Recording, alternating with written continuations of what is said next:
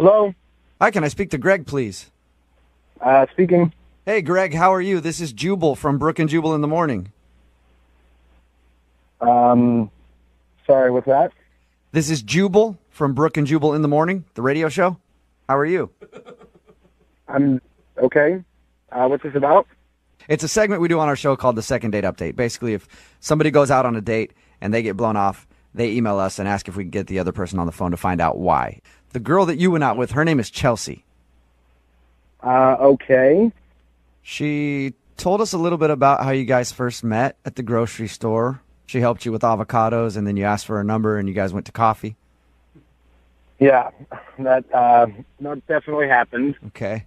Did you not like her? Because it sounds like from the tone of your voice right now, it sounds like you didn't really like Chelsea very much. No, it's not that I didn't like her. Just a weird phone call to talk about a date.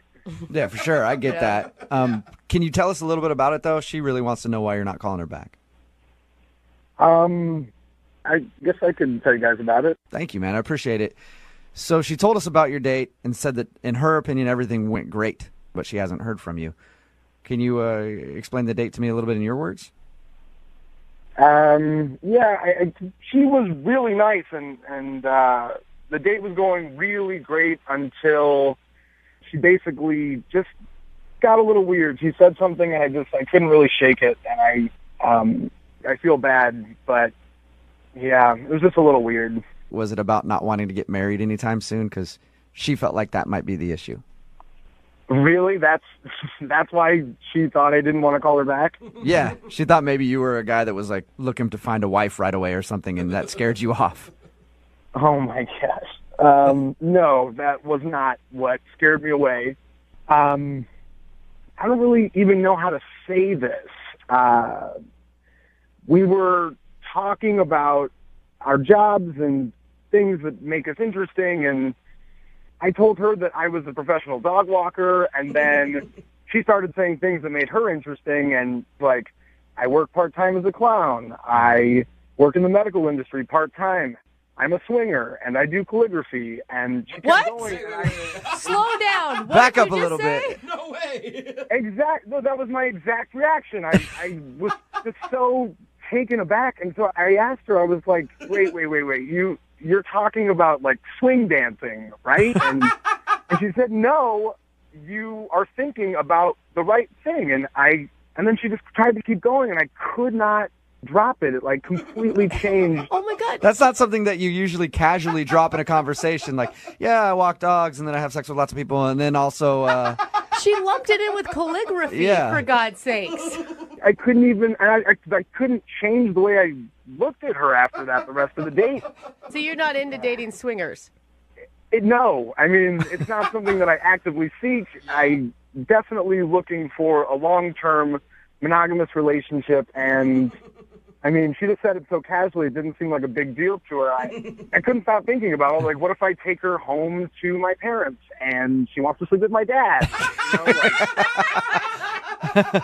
I guess I've never thought about that before, yeah, but I guess if you're dating a swinger, you bring her home, some fun things, interesting things could happen. Oh, God. It weirded me out, and Yeah. I mean, she's a sweet girl, and I feel bad, but I just couldn't drop it after that. That's understandable, Greg. Greg, I also need to tell you something. What's that? Chelsea is actually on the other line listening right now. What? Yeah. Chelsea, are you there? Yep. Chelsea. How's it going, Chelsea? I guess I'm just like, why didn't you say anything? We could have talked about it. You could have asked me questions. I would have been like, no, I'm not a psychopath who's going to try and sleep with your father. I didn't know what kind of questions to ask you about that. You just said it so casually and nonchalant. Like, I've just never met a swinger before, and it totally shocked me. Okay, first of all, you've definitely met one before. They just didn't tell you about it. That's a very good point, Chelsea. Yeah. And second of all, never having met someone doesn't mean that they're bad.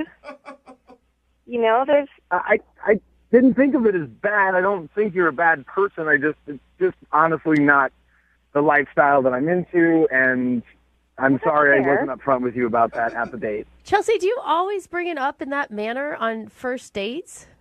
Not necessarily, but at the same time, I think it's better than like bringing it on somebody after going out for a while where they have all these assumptions. Yeah, like I'd you guys rather get are. it out of the way in the beginning and be honest, and then that way, if they do freak out, then I haven't gotten like. Yeah, that's a good way to do it. Until you guys are like a couple months in, you're like, okay, it's finally time to meet my friends. Oh, and by the way, you're gonna have to have sex with all my friends too. Right, but again, you wouldn't have to like. I just Well, don't it's just understand. ignorance. I don't think any of us really understand the swinging lifestyle. I've never been a part of it. It's always interested me. I think it's really cool that you're willing to you do do. that, but I don't know anything about it, so that's just what I assume. I think what's surprising to me is that it didn't cross your mind that that could be a potential reason why he's not calling you back. Well, yeah, no, I guess it didn't because he didn't really have a reaction to it. Like I told him all that Okay. stuff, and he was like, "Oh, a clown, eh?" Like, That makes sense then. yeah. I just didn't want to focus on that because it made me totally uncomfortable. I didn't know what to say about it. I appreciate the fact that you said it on the first date, and but I couldn't let it go.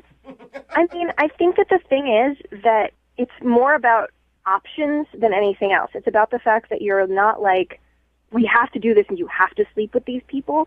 But you're like, okay, well, do we want to be monogamous right now? Sure. Do we want to swing right now? Sure. Do you want to go on a date with someone else right now? Sure. Like 20 years from now, when you're bored with the sex with your current partner, that doesn't mean you have to break up. It means you have other options. Greg, I'm going to ask you a question, and I'm going to beg you to say yes to this, okay? Would you like to go on a second date with Chelsea? I will pay for it. Drew was like, I want to Yeah. be there.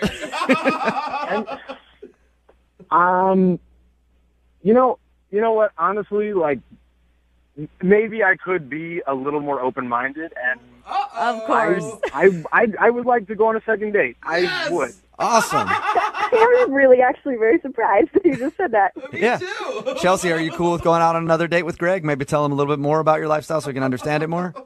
Sure, if only to help spread the gospel of consensual non-monogamy.